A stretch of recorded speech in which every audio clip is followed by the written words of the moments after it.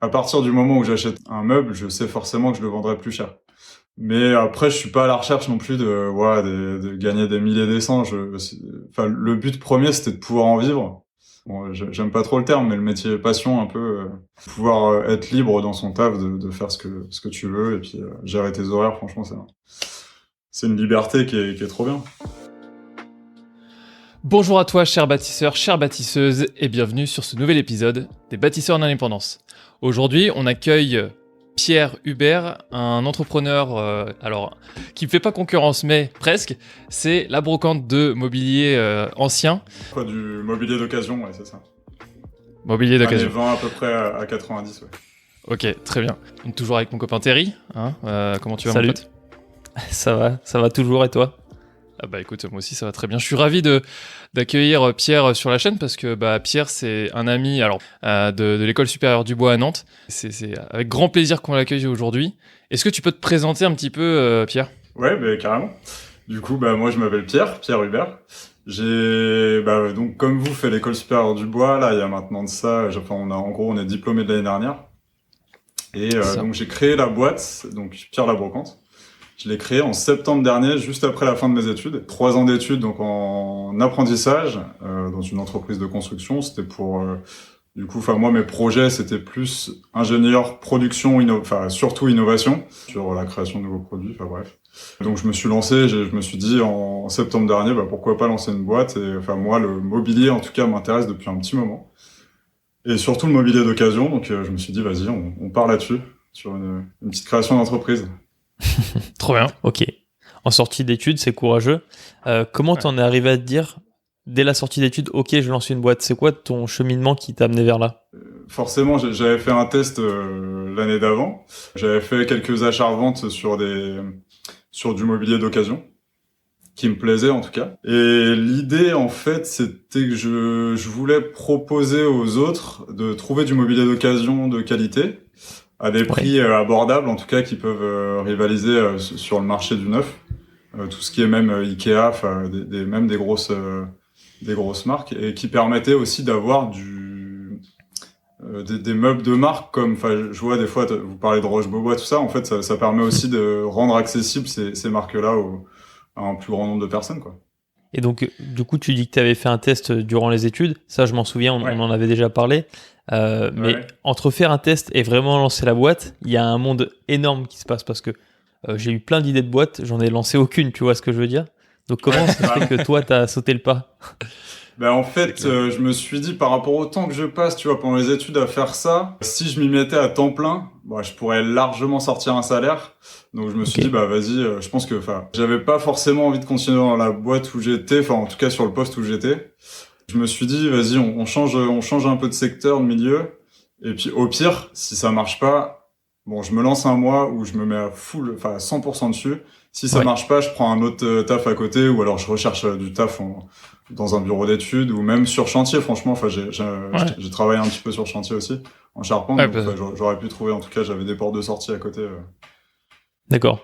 J'ai l'impression que c'est avec légèreté que tu l'as fait. Ouais, non, oui, non, c'est vrai.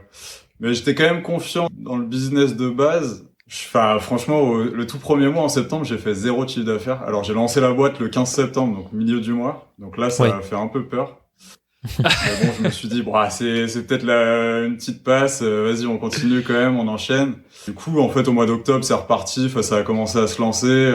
Et au final, aujourd'hui, j'en vis totalement. Donc. Est-ce que tu t'es donné une deadline un peu pour te dire, ok, si ça marche pas à telle date, je réfléchis à faire autre chose? Je m'étais pas donné de deadline, non. Le but, c'était vraiment juste de pouvoir en vivre. Pouvoir payer, tu vois, les loyers, les factures, tout ce qu'il y a à payer, quoi, à côté. Mais je m'étais pas donné de deadline. Après, j'avais un petit peu, du coup, j'avais mis un peu d'argent de côté pendant mes études, donc ça me permettait quand même d'avoir un matelas à côté, de sécurité. Mais je m'étais pas donné de deadline, non.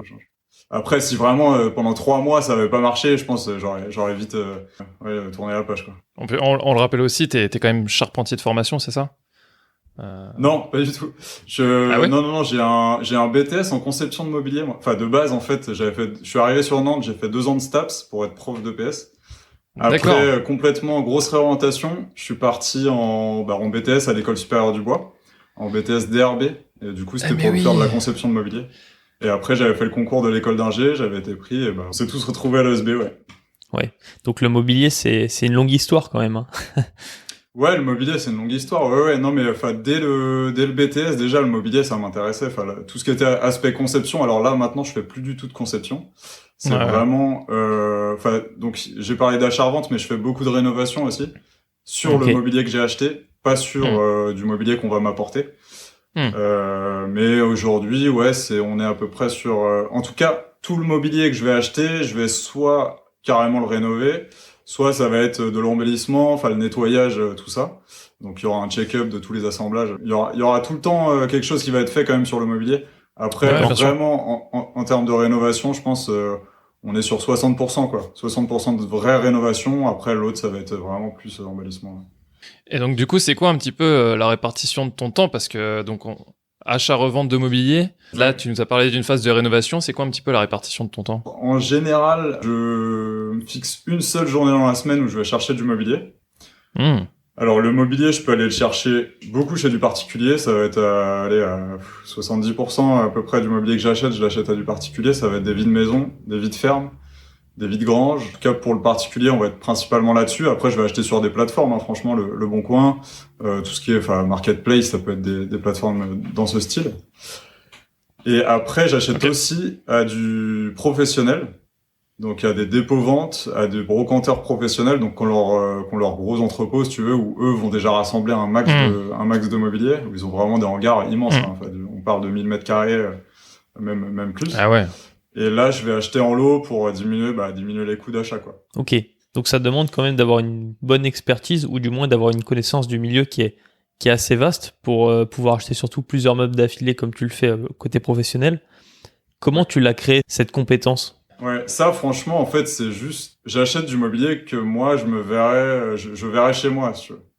Okay. Après, bon, il y a certaines fois, ça marche pas forcément parce que j'ai des demandes clients particulières. Je vais travailler avec des architectes ou autres. Du coup, ils vont me demander des biens particuliers. Ça, je ne verrai pas tout chez moi.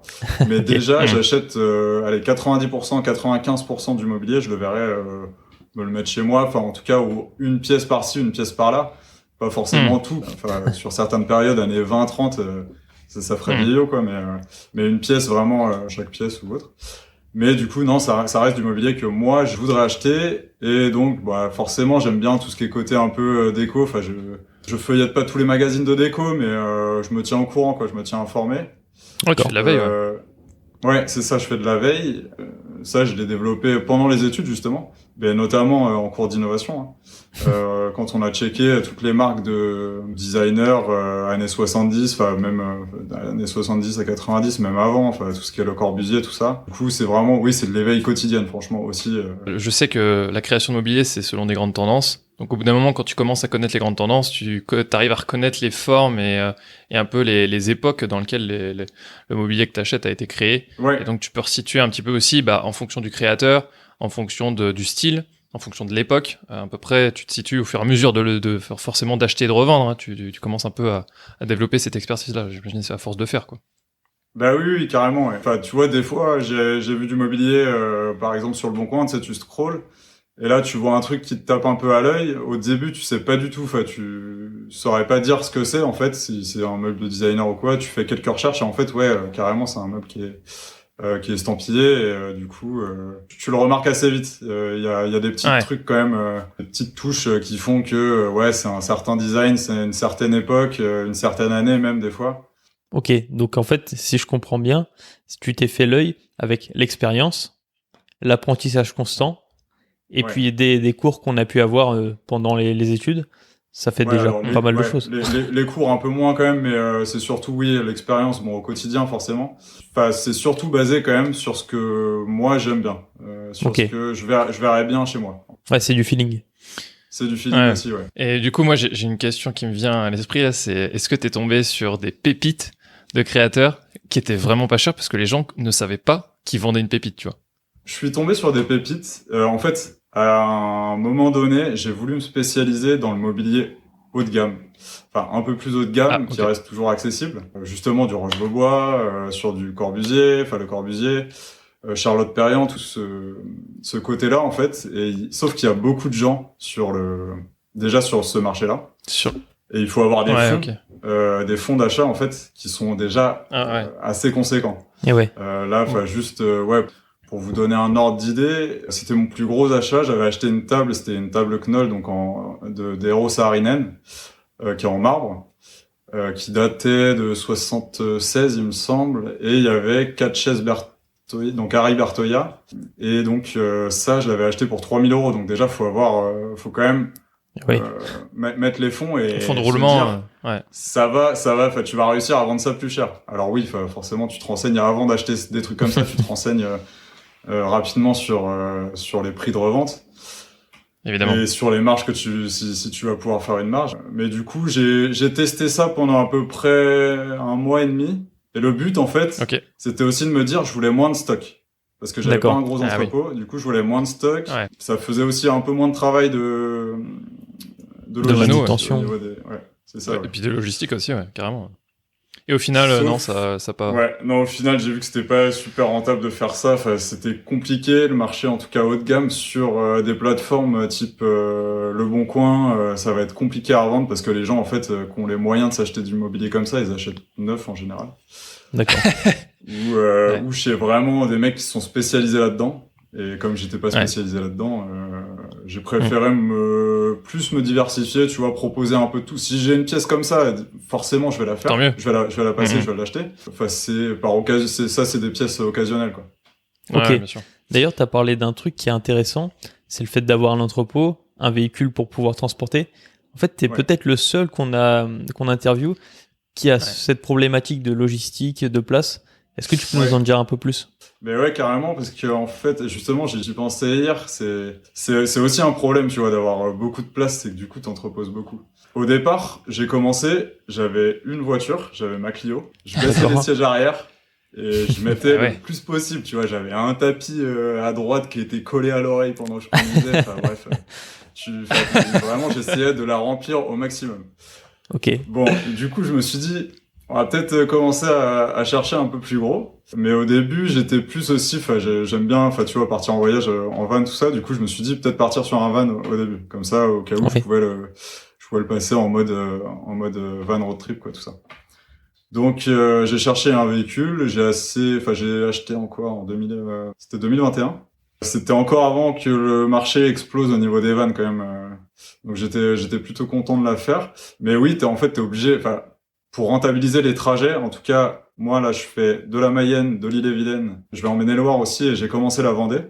En fait, plus ton camion sera rempli et plus tu pourras prendre de meubles sur le trajet, forcément, plus le trajet sera rentable. Ouais, c'est clair. Surtout quand tu fais un trajet par semaine. Donc, l'idée, ça a été... Donc là, le van, j'en suis content. Je regarde pour peut-être passer sur la gamme au-dessus. Enfin, la gamme au-dessus, le volume au-dessus. La taille. C'est ça, exactement, ouais. Bon, pour le moment, je me dis, ça va encore. Là, tu vois, mon van, en gros, je sais pas si vous connaissez à peu près les tailles, mais là, c'est un L1 au niveau de la longueur. Et un H2 en hauteur. Donc, ça permet quand même de mettre pas mal de choses, de stocker pas mal de choses sur la hauteur.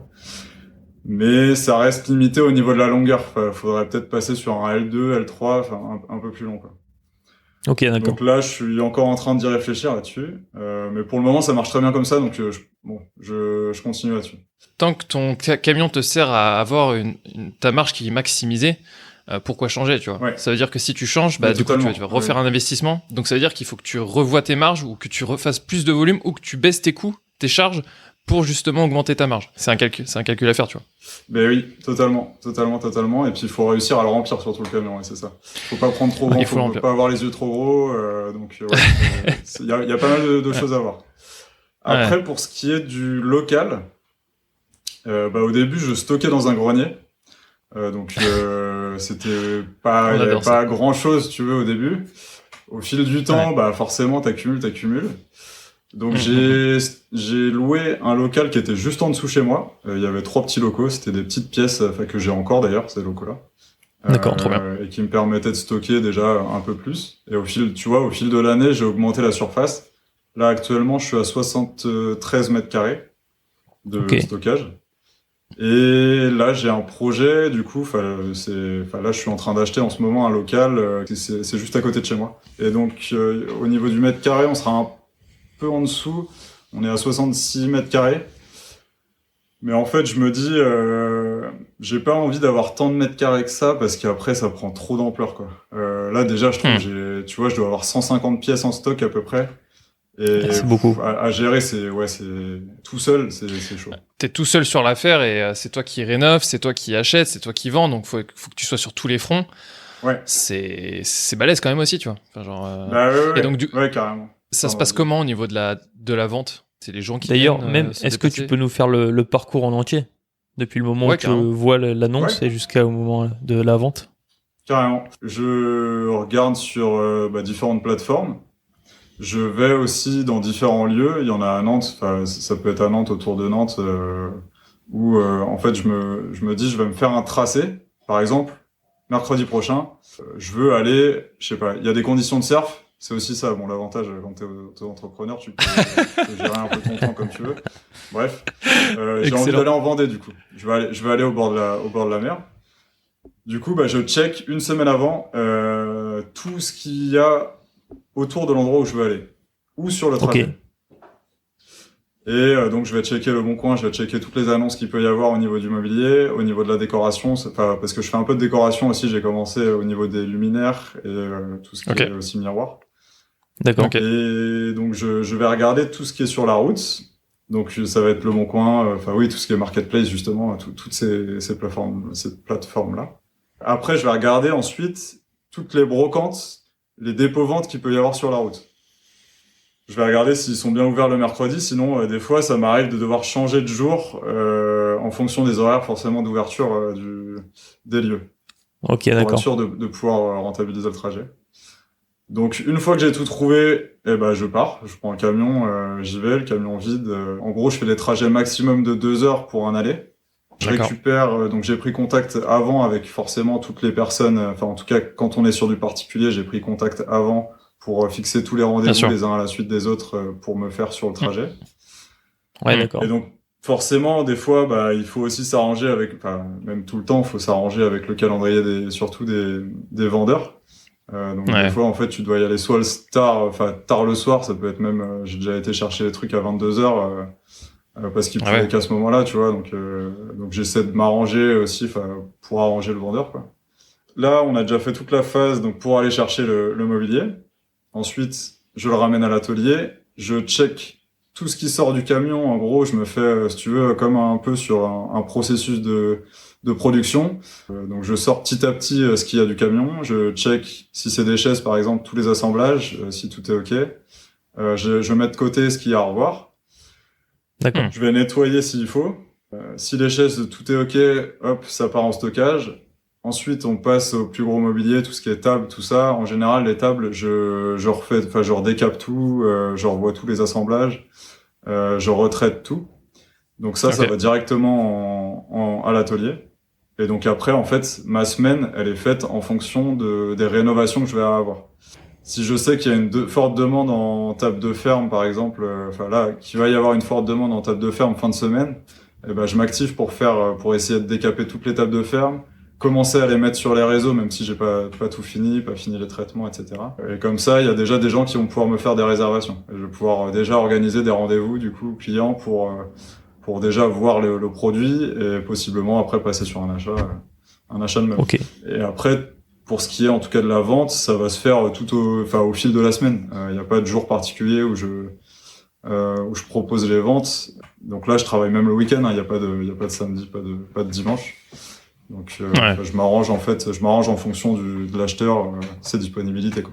Le processus de vente, c'est tu mets en annonce sur les réseaux et ensuite tu prends rendez-vous où les gens viennent spontanément. Exactement. Alors il y a des choses déjà. Alors oui, il y a déjà des réservations. Justement, tout à l'heure je disais, je travaille. J'essaie en tout cas en plus de travailler de plus en plus avec des architectes d'intérieur. D'accord. Il y a des restaurants aussi qui me font des demandes. Là, je travaille avec 3-4 restaurants. Surtout là, on va être sur de la chaise bistrot, des tables, tout ça, quand il faut renouveler, ou alors des nouveaux restaurants qui se créent pour renouveler un peu les stocks. Donc, je vais déjà avoir des précommande en fait avant d'acheter. Je sais déjà qu'il y a certains articles, je suis quasiment sûr qu'ils seront vendus à ces personnes-là, tu vois. Donc ça, c'est des choses que je mets même pas en ligne, enfin, où je les mets même pas sur les réseaux. Mais sinon, oui, un processus classique, je vais les prendre en photo, donc shooting, et après, je les mets sur les réseaux, Insta, Le Bon Coin, enfin, etc., quoi. D'accord. Okay. Il y a donc une partie quand même matérielle, puisque tu as parlé de l'atelier pour la rénovation, pour le décapage. Tu as aussi la partie photo. Comment tu as investi dans tout ça? Comment ça s'est formé? La partie photo, je m'étais chauffé à faire un local, enfin une pièce de shooting réellement. Sauf que j'ai clairement pas assez de pièces. J'ai clairement pas assez d'endroits pour stocker, qu'en fait c'est devenu une pièce de stockage, donc je l'utilise plus du tout. Ok. Et je shoot que dehors du coup. J'ai de la place, j'ai un peu de place dehors, donc ça me permet de toujours avoir le même éclairage, enfin à peu près en fonction de la météo, mais je shoot tout le temps dehors, puis ça me permet aussi d'avoir une lumière naturelle. Ouais. Après, pour ce qui est du moyen, enfin c'est clairement, j'utilise mon téléphone pour prendre les photos. Tout ce qui est réseaux sociaux aussi, pareil, alimenter les réseaux, c'est le téléphone. J'ai pas de matériel pro, si tu veux, comme des... Un bon téléphone, déjà des belles photos.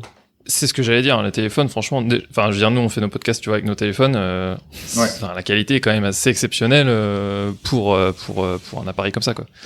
J'ai une question qui me vient à l'esprit, c'est en termes de vente de clients, tu nous parles de rénover des tables de ferme parce que tu sais qu'il va y avoir de la demande. Comment tu anticipes ça? Enfin, je veux dire, au bout d'un moment, c'est de la brocante, donc t'as formé une communauté. Comment tu t'es constitué une clientèle? Parce que je veux dire, tu pars de entre guillemets de zéro, quoi, et tu fais de l'achat-revente.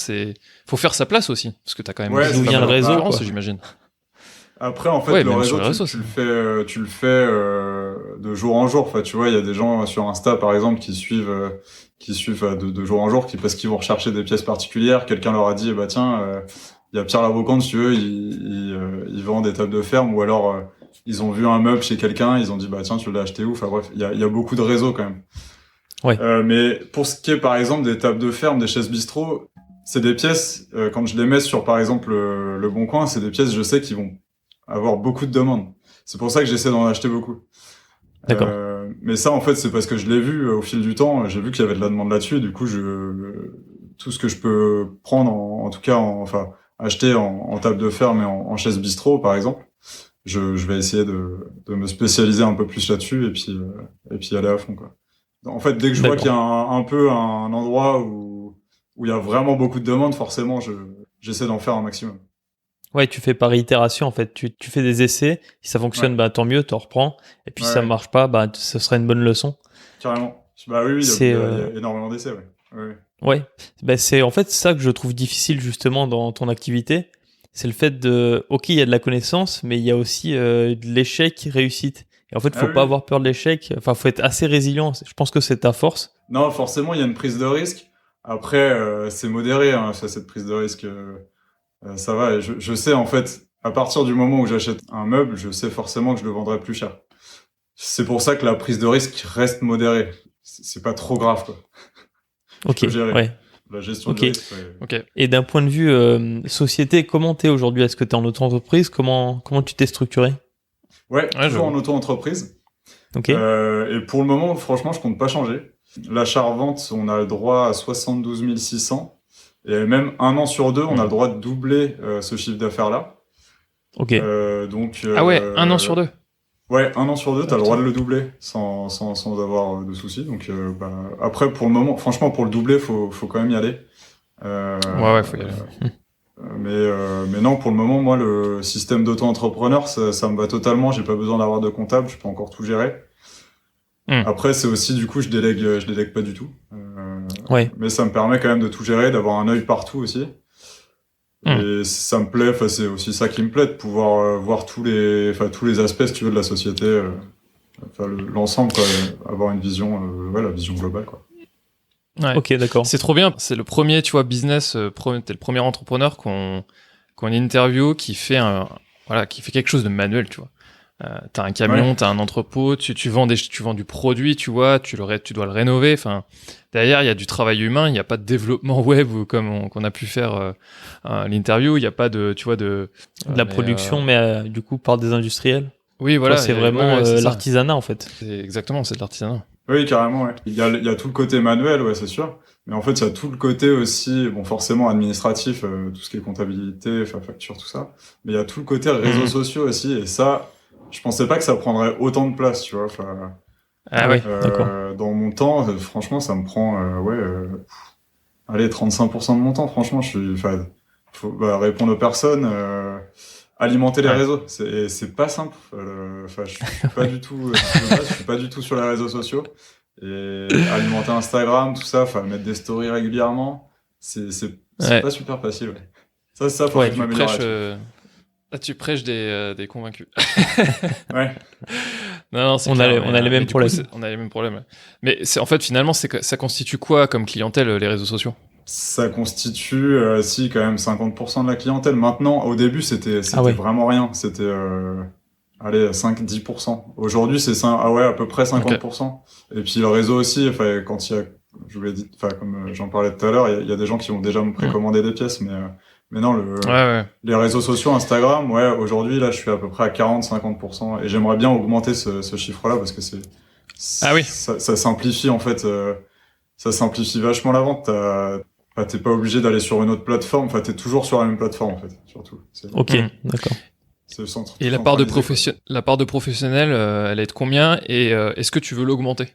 Ouais, alors là, la part de professionnel aujourd'hui, elle est pas super élevée, elle est à 20% à peu près. Mais j'aimerais bien augmenter cette part-là. Ouais, quand même. Oui, quand même, c'est sûr. Ça reste bien, mais j'aimerais bien augmenter cette part-là parce que c'est des personnes, en fait, qui prennent des gros lots.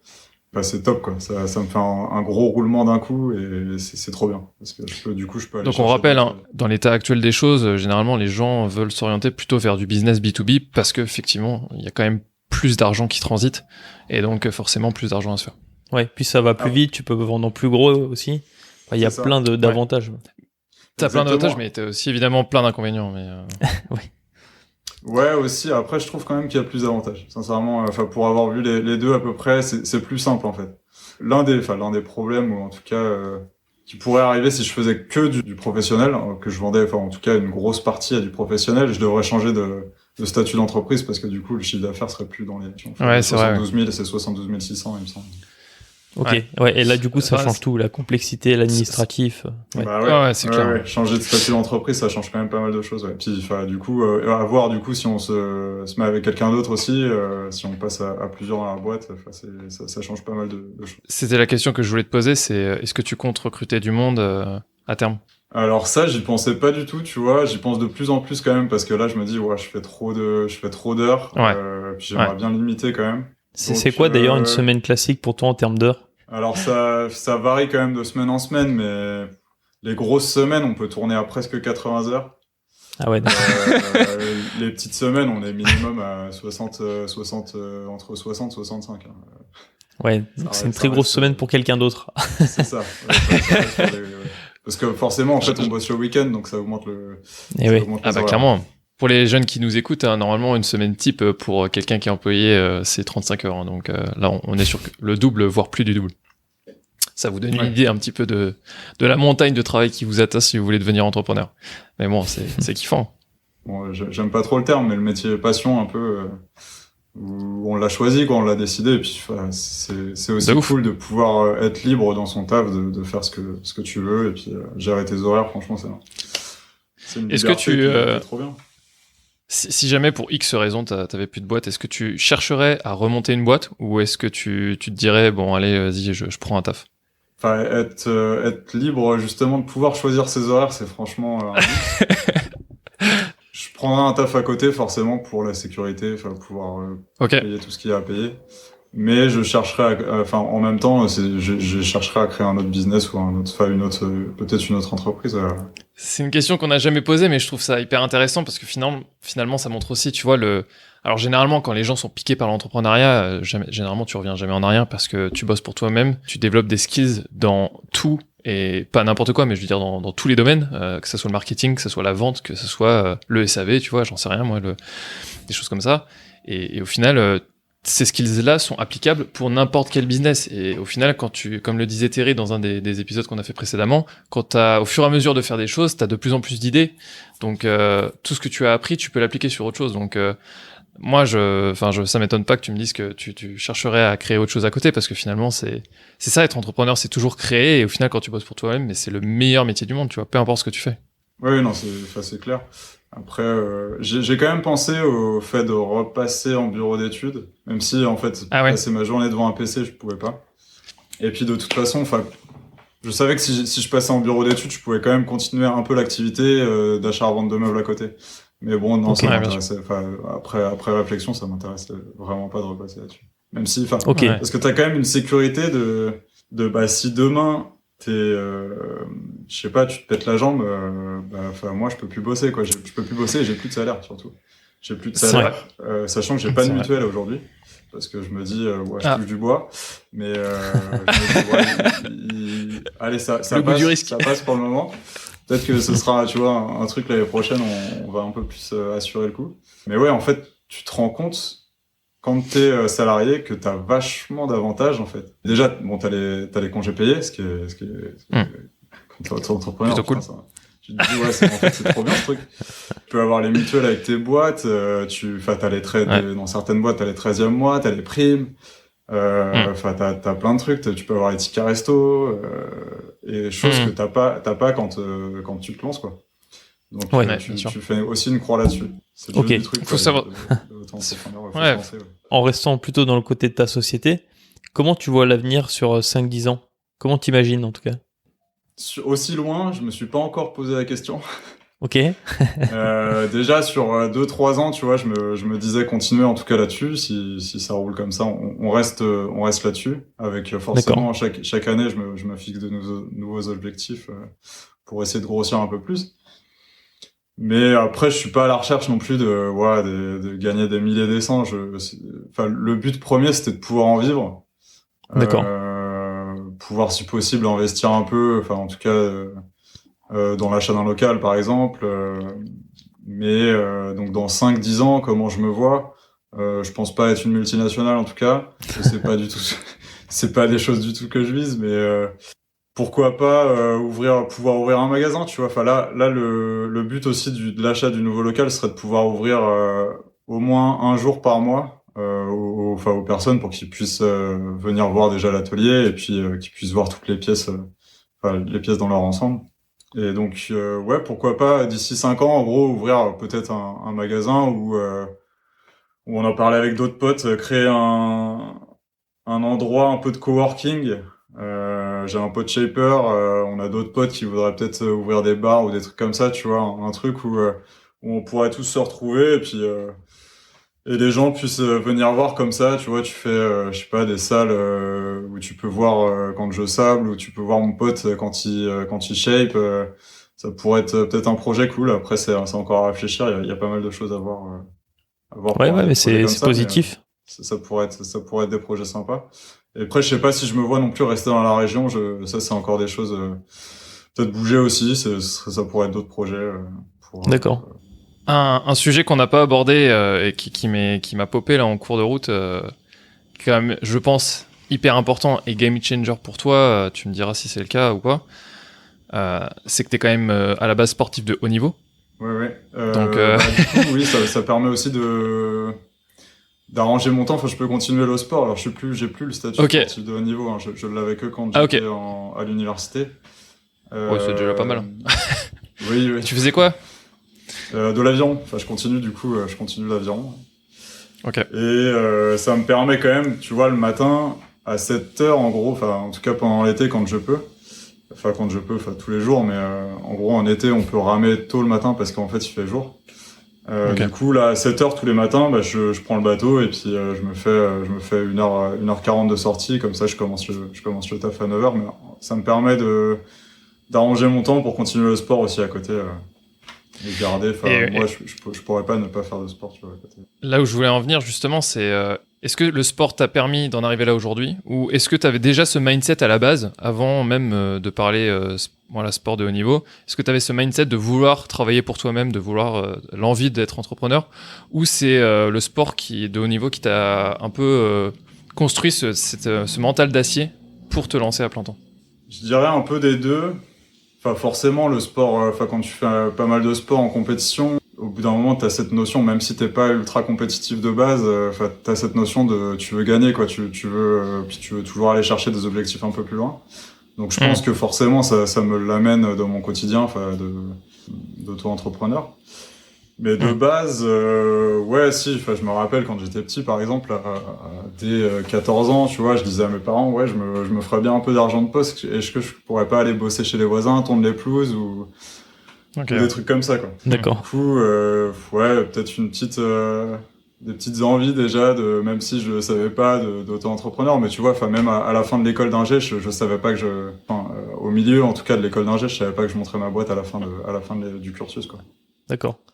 Il y a un truc aussi dont on n'a pas parlé, mais c'est que t'es quelqu'un qui se lance dans beaucoup de projets et qui va jusqu'au bout, jusqu'à au moins voir quelque chose. Par exemple, je sais que t'as investi en immobilier pendant tes études même, ce qui est assez rare quand même. Ouais, c'est clair. Et cette détermination, en fait, quand on te côtoie, franchement, elle est évidente. Où est-ce que tu tires la force pour faire ça? Et du coup, ouais, j'essaie d'aller en tout cas au maximum au bout des projets. Non, en fait, je pense surtout qu'il faut pas trop avoir peur d'essayer. Franchement, sinon on se lance jamais. C'est pour ça, tu vois, on parlait d'immobilier un peu. J'ai voulu acheter. Dès que j'ai pu, en fait, dès que je gagnais un peu de thunes en école d'ingé, quand j'avais mes salaires d'apprenti, j'ai voulu commencer à investir. Ouais. Parce que je me dis, vaut mieux le faire tôt, quoi. Et puis, tant pis, au pire, ça marche pas, tu revends, et puis voilà, quoi. Je pense qu'on a un peu trop peur des conséquences de cette chose. Et que du coup, on n'ose pas se lancer dans plein de projets qui font peut-être un peu plus peur que d'autres. Ouais. Pour le moment, tu vois, je me suis lancé dans quelques trucs et pour le moment, je regrette aucune des choses que j'ai faites. Donc, je pense que je vais continuer à me lancer dans d'autres projets après. Ok. Et souvent, ça fait plus peur de commencer que de le faire réellement, et c'est un super conseil que tu viens de donner. Merci à toi. Non, et puis la question que posait aussi Terry tout à l'heure, c'est d'où tu puises cette force, tu vois, de tout gérer en parallèle, quoi. Parce que t'es quand même tout seul, tu gères le sport, tu gères ta boîte avec tous les pôles dedans. Puis du coup, t'achètes de l'IMO, t'as acheté déjà avant de l'IMO que t'as mis en location. Enfin, elle vient d'où cette force? Ça, sincèrement, j'en sais rien. Mais je sais pas, c'est par envie aussi de découvrir, je pense surtout. Puis après, je suis dans le truc, du coup, tu continues et tu vas jusqu'au bout. C'est comme ça. Après, je me dis pas, je vais arrêter un projet si ça marche pas. Je vais essayer de tout faire pour qu'il marche, forcément. Ouais. D'aller au bout, du truc, quoi. Ouais, donc en fait. Après, bon, si vraiment je vois que ça marche vraiment pas du tout, je vais pas m'acharner. Bien sûr. Sur un truc qui a aucune chance, mais si je vois qu'il y a vraiment un potentiel dans le truc, je me dis forcément ça peut fonctionner. Donc j'essaie d'y aller à fond. Déterminé, globalement, quoi. tu te concentres, déterminé et concentré sur. Ça vient peut-être de mon côté compétitif. Franchement, je saurais pas vous dire d'où ça vient. Ok. Ouais. Je pense qu'il y a aussi ce côté où tu suis ce que tu as envie de faire, et c'est plus facile d'être acharné sur des choses que tu aimes. Ah oui, ça c'est clair. De base, je suis pas du tout scolaire, par exemple. J'ai passé mon bac avec râle et pâquerette, tu vois. Ok. Les matières qu'on voyait, ça me plaisait pas forcément. Après, je suis arrivé en STAPS, forcément, ça me plaisait beaucoup plus. De base, à côté, je faisais beaucoup de sport, mais c'était plus simple aussi au niveau des études. Et après, le BTS, ça s'était super bien passé parce que c'était aussi à partir en fait du moment où ça te plaît, ça t'intéresse. Donc tu bosses un peu plus, tu vois, tu t'intéresses un peu plus aux choses. Tu vas peut-être même toi de ton côté aller chercher quelques trucs parce que tu veux approfondir le projet, le sujet. De base, forcément, faut trouver des trucs qui t'intéressent. Si ça t'intéresse pas, ça va marcher peut-être un temps et au bout d'un moment, tu vas exploser, quoi. C'est sûr. C'est pas intéressant. Un très bon conseil, toujours être curieux et écoutez-vous. On vous le répète suffisamment depuis sur cette chaîne, sachez vous écouter et suivez ce que vous aimez parce que vous le regretterez jamais. Merci Pierre pour ce témoignage. On a juste une question à la fin qu'on aime bien poser à nos invités, c'est quelles sont tes inspirations du quotidien?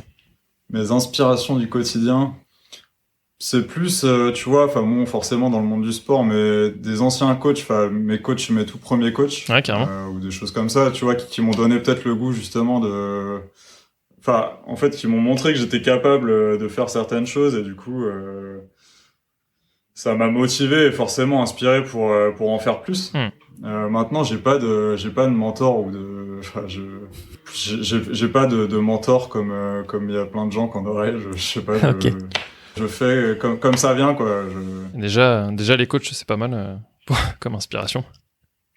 Trop bien. Merci pour cette interview, Pierre. On te souhaite le meilleur et puis on espère te revoir sur cette chaîne parce que l'idée aussi, c'est de pouvoir réinviter nos invités pour pouvoir voir un peu leurs évolutions dans le temps. Donc, on espère que d'ici là, tu feras x2, x3 sur ton chiffre d'affaires. On te le souhaite. Et on te le souhaite, exactement. Merci. Ouais. On vous répète toujours la même chose. Bah merci beaucoup. Avec plaisir. Continuez d'évoluer et d'investir. Ciao. Salut.